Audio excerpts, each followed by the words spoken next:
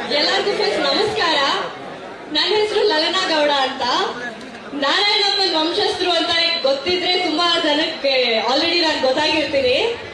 ಇವಾಗ ಎಲ್ಲರೂ ಅಕ್ವೈರ್ ಆಗ್ಬೇಕು ಇಲ್ಲ ಆಗ್ಬಾರ್ದು ಅನ್ನೋದ್ರ ಬಗ್ಗೆ ಮಾತಾಡ್ತಾ ಇದ್ದಾರೆ. ನಾನು ಅದಕ್ಕೆ ಮುಂಚೆ ಒಂದು ಸಣ್ಣ ಉದಾಹರಣೆ ಪ್ರಕಾರ ಏನೋ ಒಂದು ಹೇಳ್ತೀನಿ. I am an engineering student.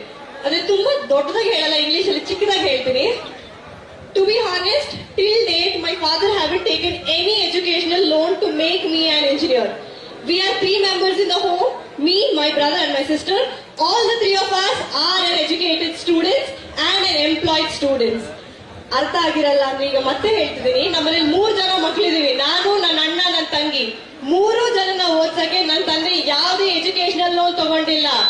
ದುಡಿದು ಅವ್ರ ಕೈಯಾರ ನಮ್ಮನ್ನ ಇದುವರೆಗೂ ಸಾಕಿದ್ದಾರೆ.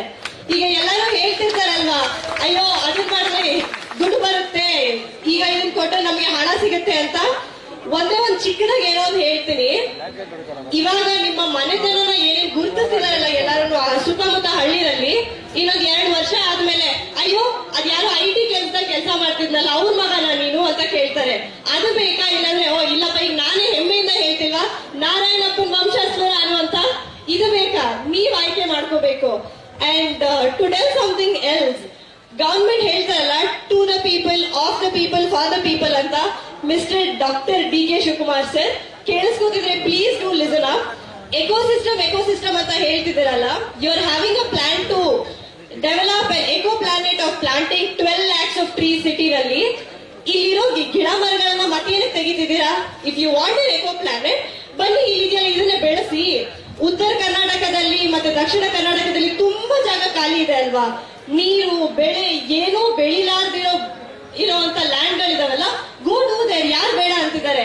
ಈಗ ಆಲ್ರೆಡಿ ಹೇಳಿದ್ರಲ್ಲ 70% or 80% ಆಫ್ ದ ರೈತರು ಒಪ್ಕೊಂಡಿದೀವಿ ಅಂತ. ಒಪ್ಕೊಂಡಿದ್ರೆ ಇಲ್ಲಿರೋ ಎಲ್ಲಾ ರೈತರು ಒಂದ್ಸರಿ ಜೋರ ಕೂಗಿ ಹೇಳ್ಬೋದಲ್ಲ, ಇಲ್ಲಪ್ಪ ನಮ್ ದುಡ್ಡು ನಾವೇ ಮಾಡ್ಕೋಬಹುದು ಅಂತ. ನನಗೋಸ್ಕರ ಒಮ್ಮೆ ಕಿರ್ಸ್ಲಿಕ್ಕೆ ಆಗತ್ತಾ